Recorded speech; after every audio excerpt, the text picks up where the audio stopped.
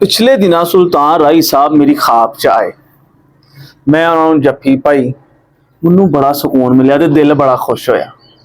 मैं क्या वो बंदा है जनाब जिहड़ा पंजाबी फिल्मां चों बाहर निकल जाए ते साडी पंजाबी फिल्मां इंज ही बन जांदियां जिवें आलू वाला परौंठा होए लेकिन उन्हां च आलू हो ही ना। ऐसा बंदा जिन्हें इन्ना काम किया लेकिन उन्हें कदी ऐ नहीं कहा कि मैनू आराम की लोड़ है। अपने 27 साला करियर चो उस बंदे ने इन्नियां कि फिल्मां बना खड़ियां, शायद ही कोई होर बंदा इन्नियां फिल्मां बना सके। बादशाह जनाब जिसले आंदा रहा है तो लोग कहते रहे ने कि ये डायलॉग मारन लगा है जनाब पूरे पिंड नूं मार के जान लगा।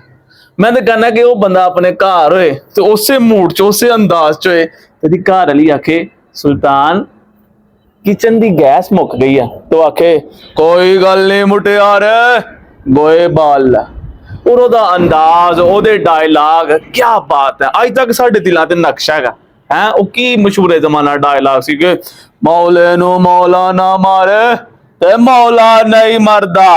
आए आला हीरो 100 गोलियां खा के भी खलोता है तो दुश्मन सामने खड़ा ते एक ही बंद नू ऐसा फैंटा ला हड़ना कि जनाब बाकी 10 नस गए ना दूर नस भज गए ना इन्हें जनाब सानू कुटना इन्हें साडी इज्जत भी ला देनी।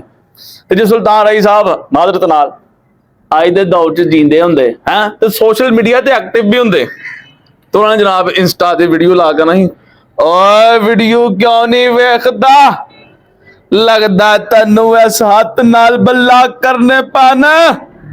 ते जे जनाब यूट्यूब ते हुंदे चैनल नू सबसक्राइब नहीं कीता तू लगदा अगली वीडियो च कोई नवी गल मारने पैनी है।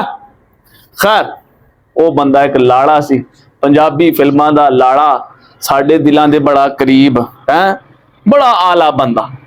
ते एंड ते अगर तुहानू वीडियो चंगी लगी है तो लाइक करो शेयर करो ते अगर कमेंट नहीं कीता ते मतलब साडी तो वाडी खानदानी दुश्मनी शुरू।